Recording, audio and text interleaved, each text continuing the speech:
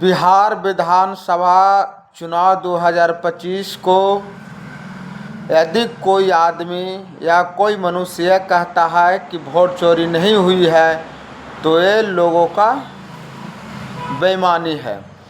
आप लोग मोदी जी के कैबिनेट के मंत्री माननीय जीतनराम मांझी जी का आप लोग भाषण सुन रहे हैं।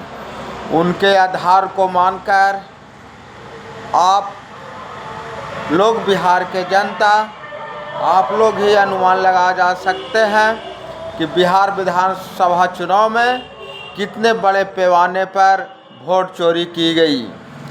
अब बहुत बड़ा सवाल यह है कि क्या भारत देश लोकतांत्रिक व्यवस्था पर विश्वास जनता की रहेगी या नहीं रहेगी। क्या इस विषय वस्तु पर राष्ट्रीय मीडिया को वार्ता कहनी चाहिए, डिबेट करनी चाहिए कि नहीं, ये आप लोग फैसला कीजिए। बताइए। जीतनराम मांझी खुलेआम बोलते हैं कि यदि हमारे संपर्क में जितना भी हमारे उम्मीदवार थे और कोई एगो चुनाव हार गए, यदि वो हमको याद करते तो वो भी चुनाव जीत जाते।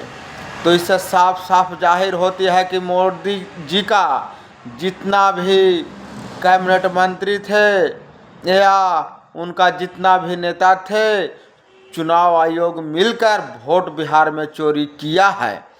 और इसका जीता जागता उदाहरण हमारे मंत्री माननीय जीतनराम मांझी है।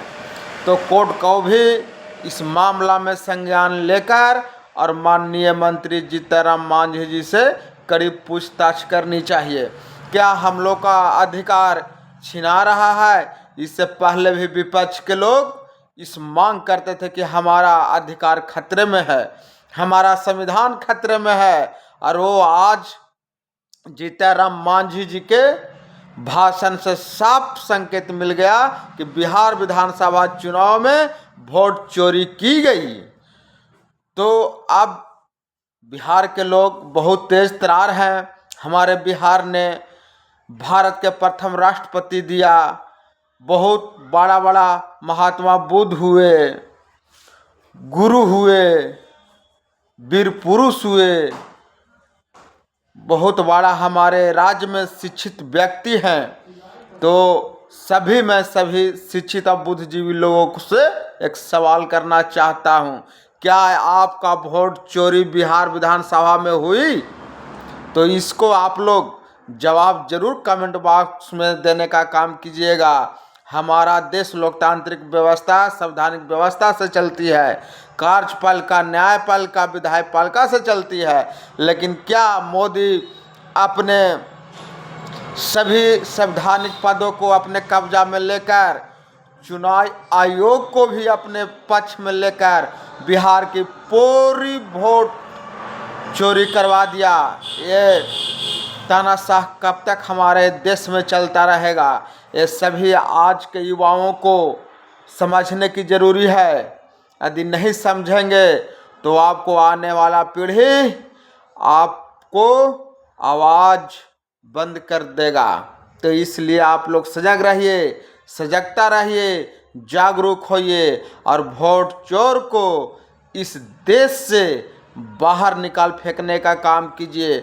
जब हमारे संवैधानिक व्यवस्था ही नहीं रहेगी, हमारे संवैधानिक ढांचा ही नहीं रहेगी, तो हम लोग क्या करेंगे? हम लोग को आने वाले बाल बच्चा को भविष्य में रोजी रोजगार नहीं मिलेगा, नौकरी नहीं मिलेगी।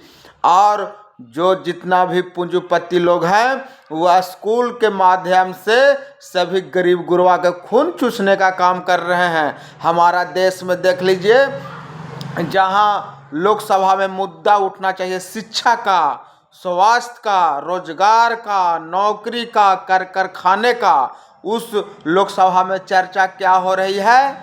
भावनात्मक और सांस्कृतिक कार्यक्रमों का हो रहा है। मैं इससे अलग नहीं हूँ, अपने संस्कृति सभ्यता संस्कृति से अलग नहीं हूँ, उसका भी चर्चा होनी चाहिए। लेकिन जितना भी आप भावनात्मक, मोदी सरकार ने भावनात्मक और संस्कृति धार्मिक मंदिर मस्जिद में लोकसभा में तर्क किया जा रहा है।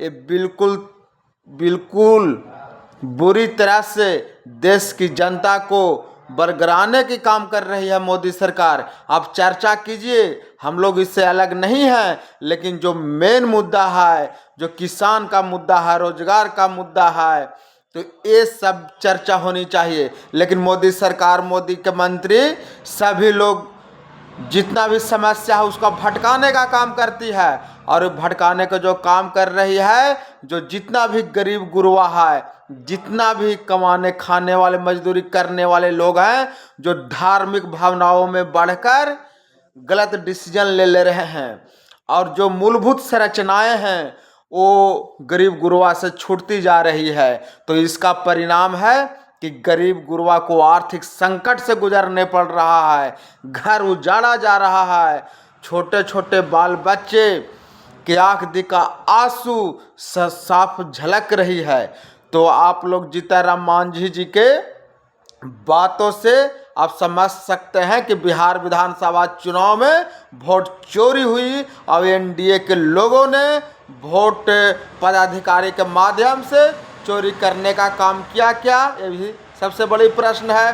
क्या इसको कोर्ट मामला को संज्ञान लेगी क्या हम लोग संवैधानिक व्यवस्था सुप्रीम कोर्ट इस मामला को, इस भाषण को संज्ञान में ले और पूरा कैबिनेट बिहार की बर्खास्त किया जाए और पुनः चुनाव बिहार विधानसभा में सुप्रीम कोर्ट आदेश करे चुनाव कराने के लिए चुनाव आयोग को जो चेयरमैन है वो मोदी जी का कैबिनेट के निर्देशानुसार कार्य करती है। इसलिए सुप्रीम कोर्ट जल्द से जल्द मामला को संज्ञान ले और बिहार चुनाव आयोग रद्द करे।